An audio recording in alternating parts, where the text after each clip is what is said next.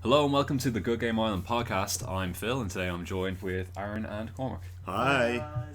So we're just going to be talking about the games we've been playing about this week. Playing about? What are you playing about, Phil? I think my mind went to say complaining about it at the same time I was saying playing. We'll get to that when you're talking about your game then. Yeah, definitely. Okay, so I guess we'll start with Aaron. So what game have you been playing this week? I've been mostly playing Company of Heroes 1, not 2. There's a prequel. Is that the most modern game you've played so far, Aaron? No, it's not. I've been playing Xenoblade Chronicles X, but I haven't played enough of that yet to talk about it, so Company of Heroes it is. Alright, go on, so tell us about the game.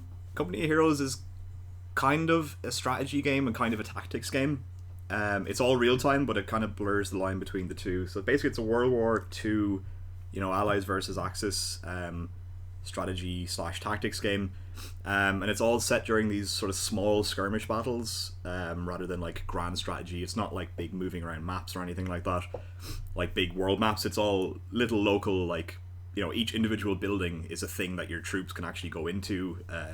Building bridges is really important, that kind of thing. Operation Market Garden. Yeah, no, genuine. Like it's really like small level. That's why it's like a tactics game rather than a strategy game. In that regard, are certain maps stacked in favor of the Axis or the Allies, or is it trying to equal it all the time? Usually there's like two, like it's asymmetric to a degree. It is, yeah, but you can kind of swap starting positions, right? So if you're playing as the Axis on the Axis side, you can swap it around and play the Allies on the Axis side, but the maps aren't always perfectly symmetric. Kind of sounds like the video game equivalent of Memoir 44. In a lot of ways, actually, yeah, it did remind me of quite a bit of Memoir. In that regard, except you can't play as like the Russians or anything. It's there's 4 factions in the game. On the Allied side there's the British and the Americans, and on the German side it's the Wehrmacht and the Panzer Elite. And all the different factions have like vastly different play styles and like specialize in like early game, mid game, late game. It's really quite interesting because the most normal of all of the factions is actually the Wehrmacht. Like, if you're a standard RTS player, you'll probably feel most comfortable playing as the Wehrmacht, because they have the least kind of obtuse way of like base building and like level progression, or like sort of upgrade progression and that kind of shit. They're not as heavily built around a particular style of play. Yeah, they're generally more late game, which I guess to a degree is somewhat reflective of World War II with all like the weird tech that the Nazis were building. That kind of got to show later on, like the V2 and the massive tanks and stuff. But is it purely like sticking to historical fact essentially, like, or does it go a bit out of the way, like Red Alert or something like that? No, do you know, it's actually pretty close. Like, the way it kind of works, you start off with like really basic troops. Say you're playing as the Wehrmacht. I've been primarily playing as the Wehrmacht because the German accents are hilarious. In fact, what I mean is they say really like ridiculous phrases in a strong German accent. So one of them is, "What is this? You think it is a Kinderparty?" Which is it's just amazing.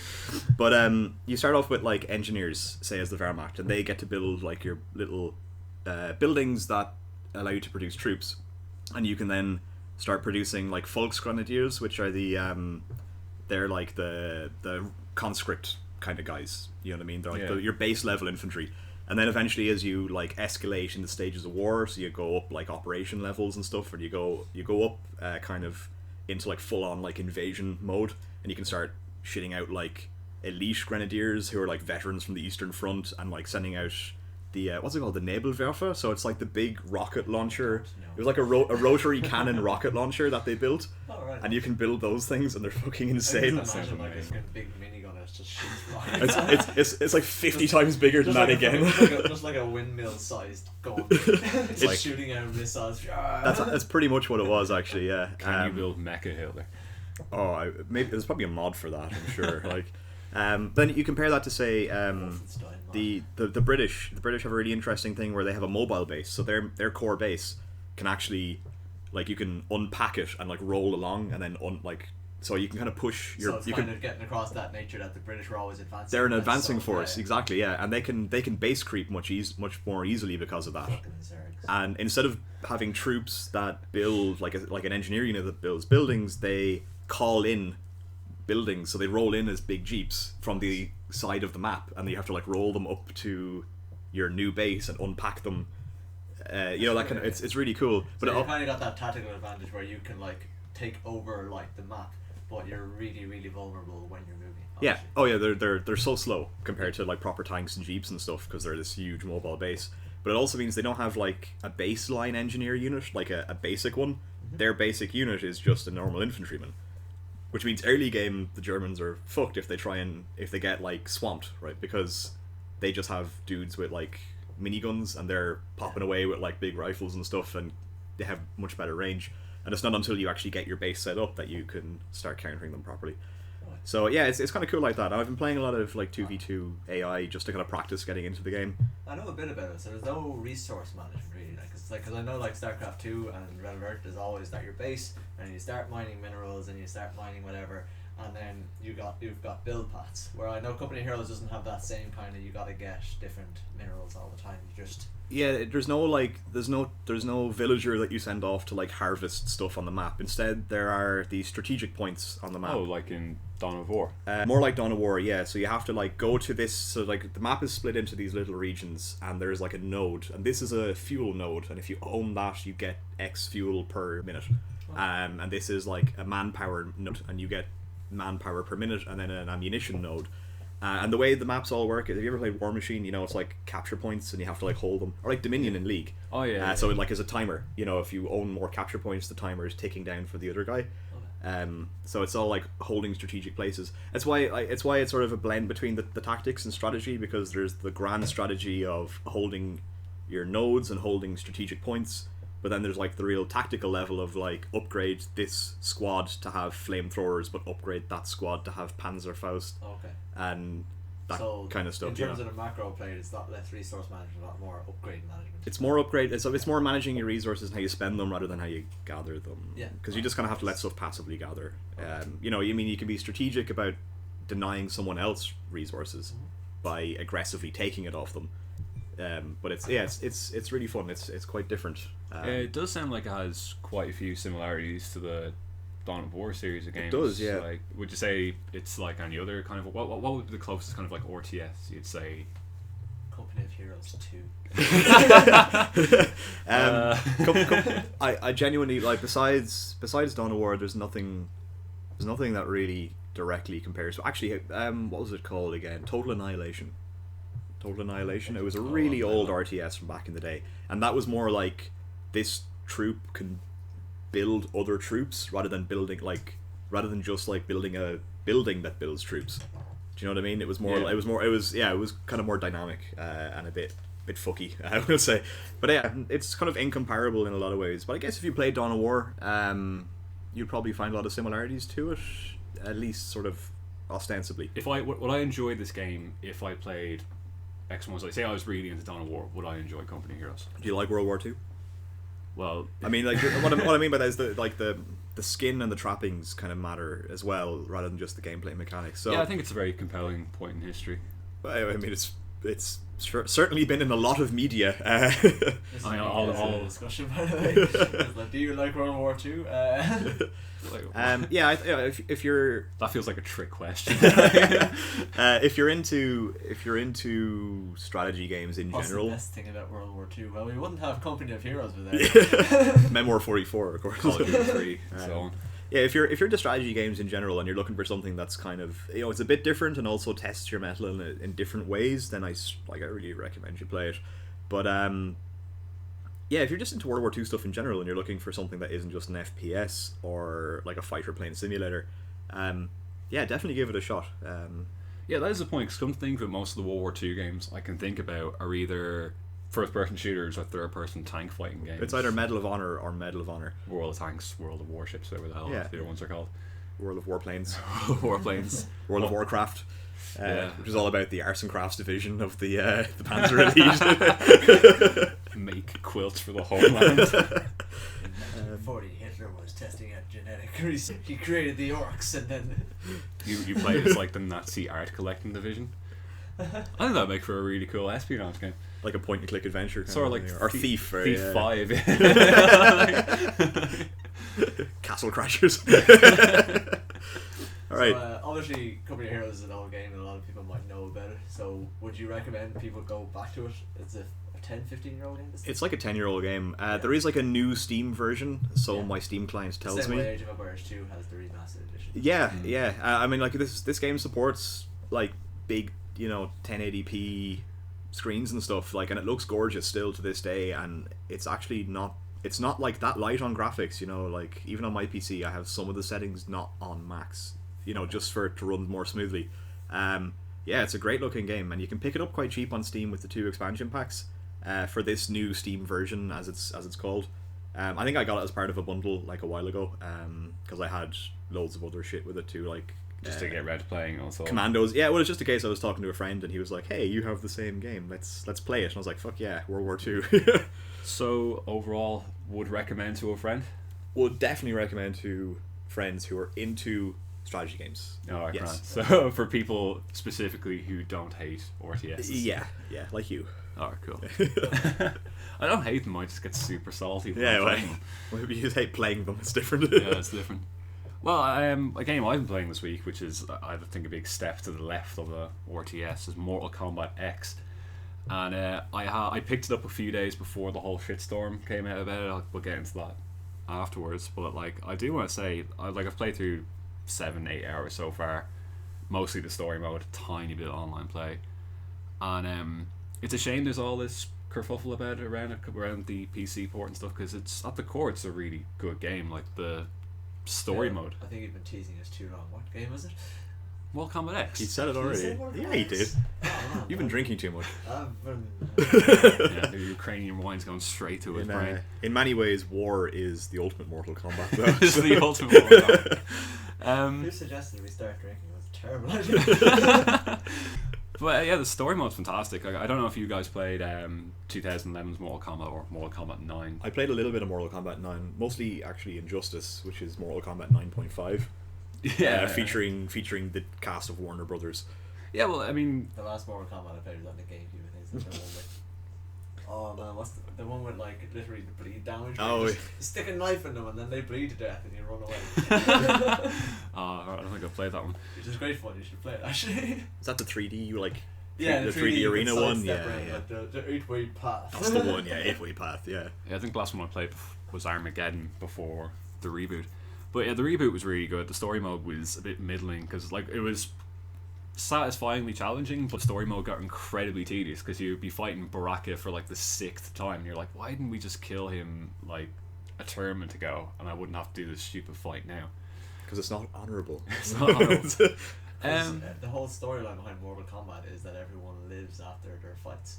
Well, actually, that is one in Mortal thing. Kombat. in Mortal Kombat, in the new one, you actually do kill 2 people during the campaign, which Spoilers. was like, yeah, I know. It was like, wow, I actually performed a fatality on one of them. 2 people. That's why I'm warning him now. Yeah. Tell me. I'll tell you that. But the story mode's really good. Like it picks up where 2011 left off, like right in the aftermath. So like what's happened is Mortal Kombat 9, Shao Kahn was defeated, and then everyone's like, yay, we won. But then Shinnok shows up and starts fucking everyone's shit up, and the game starts there, and you're playing as Johnny Cage and trying to shut him down, which you do because it's. Does he have a crotch to punch though? Yeah, well at the start anyway. A whole one of them. He sort of turns into something weird later where he doesn't really have one, but just straight leg to navel. Like. He has a kind of weird hole in his torso. It's hard to describe. Wazowski. But yeah, so you defeat him, and then it's like, yeah, we won, and it jumps forward 20 years, and it's like the new cast of characters, and like the older characters have kind of moved on and aged up a bit, and there's some pretty cool new twists on the characters. Like Scorpion's no longer an undead revenant; he's like now a human again, and like he got all his humanity back when he kindled the bonfire. Right? Yeah. The ex-hellfire. But yeah, I really enjoyed the story mode. I thought it was great because I've always been into like the Mortal Kombat story. Even when Mortal Kombat trilogy's around, I had like a guidebook. Even when there was no story. Even when there was no story. Exactly. It's like they used to have these guidebooks that told you the story, and I bloody loved those. Nice. The brief bit of the online play I've done, it was okay. It was a bit sketchy. Like I had a few kind of waiting to reconnect moments, but like it was fairly smooth. Like I didn't lag out to death. in any of it. Yeah, But, yeah. Which is impressive for you because recently. you've been yeah, working my on internet's been dire. everything.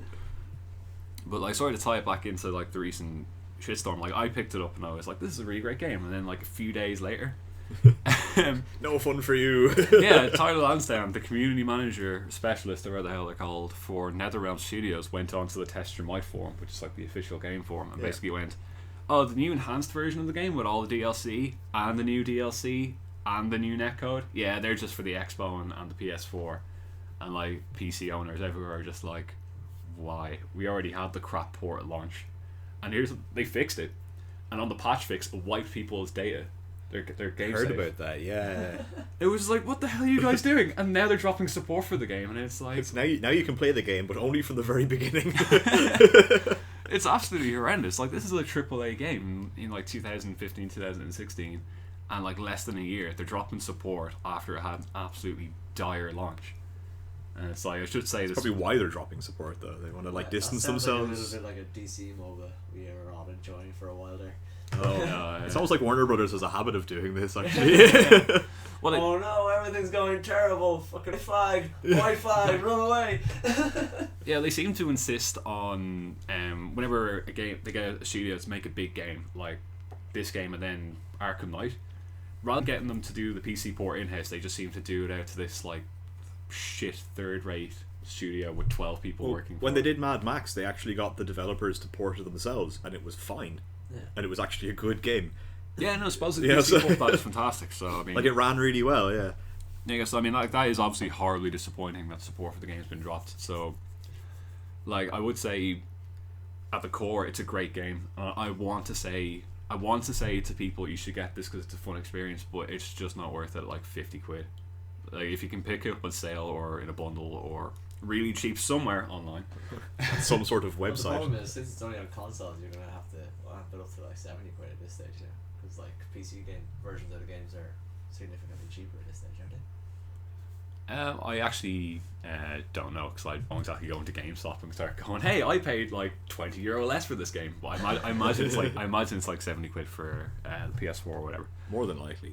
But like even at that 50 quid it's not worth it for what it is. You'd probably get it like in second hand for 50 quid. But yeah, I mean overall the single player mode was really great, and I imagine I haven't got a chance to play the local multiplayer, but I'm certain that's also fine. But if you're the kind of person who wants to play these games online and have the whole competitive fighting game experience, like, just don't get it on PC. Just play a console version. Well, just get PS4 is supposedly the best version of it. So competitively, like, do you know much about the competitive scene of it right now? How, like, is it well balanced? How competitive is it compared to other games? Because it seems like Street Fighter really dominates the competitive scene far more than the Mortal Kombat games. Yeah, I'd say the reason for that is that like Street Fighter seems to have a lot more counterplay built into it. Like, I remember one of the big critiques of Mortal Kombat 9 was that it was basically just enter the passcode as fast as you can, and you could like combo people forever on it, or like do like 50% health combos, and that was it. They were It's gone. like Hacker Simulator 2009. Yeah, like this game seems to have it doesn't seem to be like, in my experience anyway, you can't really do that as much. Okay. Like, it's like I was playing against a guy who was playing Scorpion online, and he was doing like these full combos, but I was able to get interrupts in, and even though I'm shite at the game, was able to like, So a bit more like Oh. Injustice. They may have learned their lesson a little bit, or yeah, they seem to build at least hear the critique, right? You know, and address the critique. Yeah, they seem to have built actually on some gameplay elements from Injustice for this, which I really Right. liked. Like, the story mode has these like little interactive cutscenes, and the gameplay can interact with the stage a bit, which is really cool because you can do some That's really unexpected things, like you're backed into a corner and suddenly you can like backflip off the wall out of it. Oh, that's super. I like that. And I think that goes a long way to sort of interrupting the whole "you're stuck in a corner, I'm going to combo you forever now," because Yeah. you can unexpectedly just get out of it, and their combo's still going in the same direction, so they're just punching the corner. I'm having like Vietnam flashbacks of the old Tekken games. But like, having said that, like, that's another thing when you mentioned Street Fighter. Like, Street Fighter 5's coming out, and Yeah, soon. yeah, basically a month after Warner Bros. And NetherRealm gonna go, "Oh well, we're not bothered with the PC version of this game anymore." So I mean, it's Bit of cash money in Capcom's pocket, like. oh yeah, I mean, if all the problems before weren't enough to make sure that competitive players weren't going to be playing it, like, this on top of everything, like, not a chance. And that's So the thing, like PC, like there's no reason not to put something on PC at this stage. Just because, even if you're like running like tournaments and stuff like that, like the PC version allows you to give people the freedom to say, oh, do you prefer PS4 pads, Xbox One pads, do you prefer fight sticks? Yeah. They're all USB compatible, or like you can get Or Bluetooth or something. or Bluetooth or something, and you can just, everyone can play on whatever their preferred controller is. Whereas, unfortunately, that is the issue with the consoles, because they're competing against each other. It's like, oh, do you prefer Wii U pads, Xbox pads, PlayStation pads? Then you better buy it on that console or fuck off home. Exactly. And if you're trying to get people to play against each other, it's like, it's so much hassle to try and to make different controllers work on different consoles, and just like try to get a system that everyone wants to play on, you know? Oh, yeah, that is definitely a huge deal, because I've been playing this game on my Xbox 360 pad, and it's like, well, you know, the D-pads are like in those things. It's like flappy. You're just playing. It's like, I mean, I really hope the input works this time and the combo goes off. Get yourself a fight stick, you filthy casual. Well, I actually am getting a new controller, because I think you're gonna get a fight stick for like the one fight fighting stick game for you one play. game. It's like, you're gonna get Street Fighter 5. Maybe. I'll go start playing Project M. It's like Mortal Kombat X isn't worth 50 quid, but it was worth getting a 50 quid controller to play. But yeah, overall, I would say if you can pick it up cheap, it's well worth it for fans of Mortal Kombat just to play the single player, and local multiplayer still works. So if people still do that, You can't do that on consoles anymore, so yeah. man, the days of the PC becoming like the sit on the couch console. Well, you know, if things like Steam Link really take off, then yeah. Absolutely, yeah. All right. So, Cormac, what game have you been playing this week? I have been playing a game with a little bit more depth than you guys, a bit more depth than Company of Heroes or Mortal Kombat. Have you been playing Depth? I haven't been playing Depth. I have been playing Depth, but this isn't the game I'm talking about. It's almost as scary. I've been playing the little bit shitty, like, free-to-play mobile game that is Pocket Mortys. It's obviously, from the title of the game, it's a spin-off of like Pokemon. It's just it's a bit of a fucking spin-off of Pokemon? It's a spin-off, yeah. Spin-off of the game or the anime? So essentially the storyline, and I definitely am telling the truth here, is that Rick and Morty go into a portal, they end up in Pallet Town, they find Ash, drag him into like an alternate reality where Mortys are the new Pokemon. Well, obviously that's not true, but it's pretty much. But you said it was. I feel so betrayed. Aha, I tricked you all. All right. So the deep storyline essentially is that everyone in like all the universes has now gotten into the habit of collecting Mortys and battling them against each other. So like you as normal Rick and Morty are dragged into this where someone tries to steal your Morty essentially, which is the purest of all Mortys, possibly a legendary Morty. And you go off to investigate this, and essentially I'm not sure if you guys have watched the shows, but for anyone who hasn't watched them, like the shows, essentially all the Ricks of all the universes have like this galactic kind of Senate thing, kind of fucking Mass Effect style. But Reed so Richards there's stuff. like a council of Ricks. So you're going to investigate, and you end up at this council of Ricks, and they take away your teleporter gun, and they say you can't have it because we don't trust you to be able to train Mortys. And so You're not the very best. We're going to put You're spoiler not the tags very on best. Like the intro cutscene. It's like, this isn't It's on the even a back of the spoiler. box. It was literally why I bought the game. It's like So- Morty's in this game. Spoilers. So essentially, after being told that you're not trusted to train Mortys, you're told that you need your teleporter gun to be taken away from you, and you're forced to train Mortys. So it's kind of boring, I suppose. Not boring, but it's cute for the first while, because you're like, oh yeah, I love Rick and Morty, I love Pokemon, I've got my fucking like awesome Morty here who's like sorry, I should. There's a rock paper scissors kind of system, okay? So your legendary Morty is above and beyond this. He's just neutral against everything. He's like the normal of Mortys. He's normal in that he's actually just called Morty rather than being one of these alternate reality Like Mortys. Spooky Morty. He's not like Spooky Morty. He's not Biker Cyclops Morty. Morty. There's no eyes Morty. There's one eye Morty. There's fucking biker Mortys. There's gangster Mortys. There's Mortys, more Mortys than like I've can think of. Like, you know, I think they were literally just like, they clearly like said, oh, So these 20 Mortys kind of make sense, but that's not enough for Rick and Morty mod game essentially. We need like 150. I think that's what the Pokemon dev team go through every release. I can't wait for there to actually be a Morty Pokemon in the new Pokemon game. So it's a free to play game, so it's obviously worth your money from that point of view. It's Is it worth your time? Is it worth your time? Well, I've picked it up every now and then, and I did really enjoy it for a while, until I realised that there was no repercussions and it was a bit of a grind fest. So you kind of start off with your Morty, and like you're gifted essentially your first non-normal Morty, which is usually, I think it's a Stone Morty, which is just a Morty wielding a rock. And, he's also the rock type in this very basic rock paper scissors-esque battling system. So yeah, it's sort of, you're gifted that one, but you're kind of, it's a grind fest in that I found that my first playthrough I tried to just progress, you know. I tried to like okay, I go to this new world, and the worlds are kind of roguelike-ish in that like they're completely random which one you're thrown onto. But roguelite, sort of. It's a rogue. Yeah, it's not that. It's not really a roguelike exactly. It's sort of like just you're thrown onto a planet, and it could have like it probably has like 3 like fucking NPCs essentially. Who are like, and there's repeating NPCs all the time. It gets really annoying because they all say the same thing as well every time that you meet them. But they have increasing difficulties of Mortys essentially as you're progressing through it, and higher levels, whatever. So the first few levels you can't catch any Mortys because you gotta get these like Morty manipulator chips, which is essentially a Pokeball. Yeah. You inject it into the Mortys, and then that Morty thinks that you're its natural Rick, so it decides to follow you.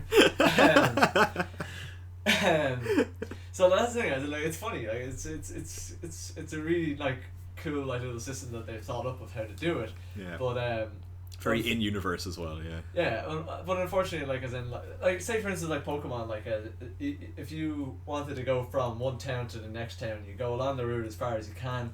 You don't want to fucking faint your Pokemon, or you don't want to you've run out of potions, so you can backtrack and you can go back and go heal up and go to the Pokemart, and you can reimburse your items, then go out again and get a bit further this time. Unfortunately, in Pocket Mortys, since you don't have a teleporter gun, so I suppose it sticks to that. It's kind of, you stay on this little like planet or region until you've killed everything or until you've died, and there's no repercussions if you died. So it's a bit of a grind. Like as in, you don't lose money. You don't like. Right. There's no feeling of progression or any sense of failure. Yeah, there's no sense of failure. As in, like, that's the thing. My first playthrough, I was like, oh shit, this is such a hard game because I'm running out of potions, and I hadn't fainted at this stage, so I didn't know, you know? So I was running out of items, and I didn't have enough, like, Mortys of different types, and, like, I didn't have enough Morty manipulator chips, and I couldn't afford to buy them because I was buying potions all the time, you know?